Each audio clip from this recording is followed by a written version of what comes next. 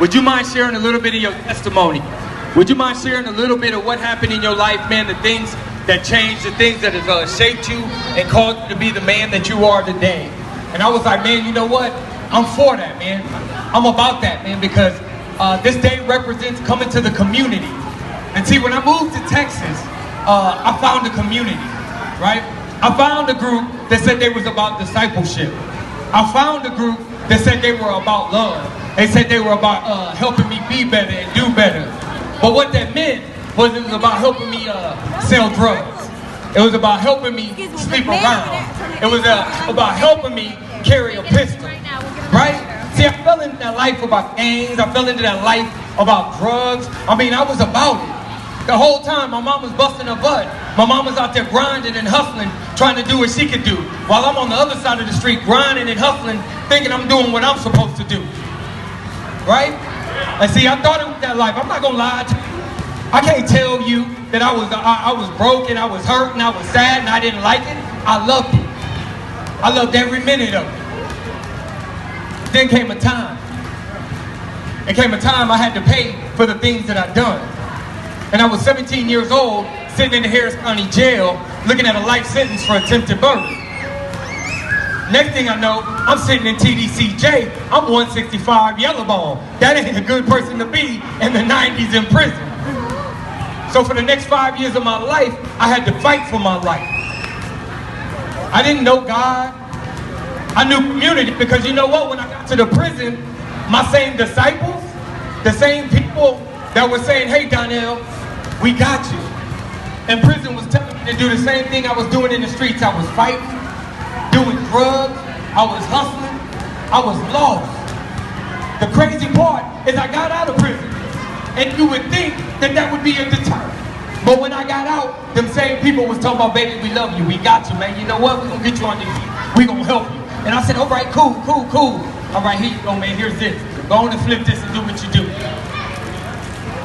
Time after time after time after time. Until this last time, 2011, in June, I'm sitting in a courtroom and they say, Mr. Man, our best deal for you is 3 life sentences. That's all we got. We don't got nothing else for you. You can pick 3 life or trial, and you got 6 felonies looking at 25 to life. What do you want? By God's grace, I left that courtroom that day, man, and I was sitting in my mama's living room, and I got on my knees and I said, God, I don't know what the plan is.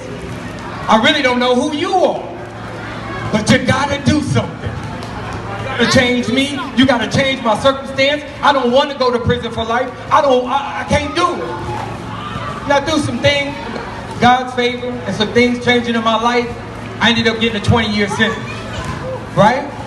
I ended up having to do 5 of that 20, right? But I know that every day of all 5 of those years, I had a community. See, what happened was, when I gave my life to Christ, he started surrounding me with some people. He started surrounding me with some people that was really about discipleship. He started surrounding me with some people that said, hey, you can do better. God has plans for you. You are better. Amen. He said, you are man. They started teaching me how to live as a man. Not a thug, not a gangster, not a player, none of that. A man. And so when I got home, I was surrounded by that community. And that same community helped me get a job. They helped put food on my table, right? They helped me get in contact with my kids. But they surrounded me and loved me the way I was called to be loved. And that's what today represents. Amen. See, there's not one church here. There's not one nonprofit here. There's not one family here. There's a whole bunch of people represented here. There's a diverse culture represented here. And it's that culture that has come together and made this possible. And it's that culture that's putting food on the table. It's that culture that's feeding hot dogs. That culture that's giving popcorn and snow cone, bouncy houses. So if you take anything from today, what you need to take is that it takes a community to raise a household. It takes a community to raise a man. It takes a community to raise a woman. It takes a community to do this life. What's going on back there? So all I'm saying, man, is take with you today, man, the love that was shed here and shed it somewhere else. Don't let it stop here. Pay it forward like the movie says, right? That's what it's about. Forward. and being out of community. Hey man, I thank y'all. I love y'all, man. Big shout out to everybody that's here. Ricardo, Christina, we love you. What's up, baby boy? I see you. Do your thing. Give me a dance real quick one time. Just a little something, man. Come on, man. You know what I'm saying? All right, thank y'all, man. Thank y'all. I'm done, man. I'm done.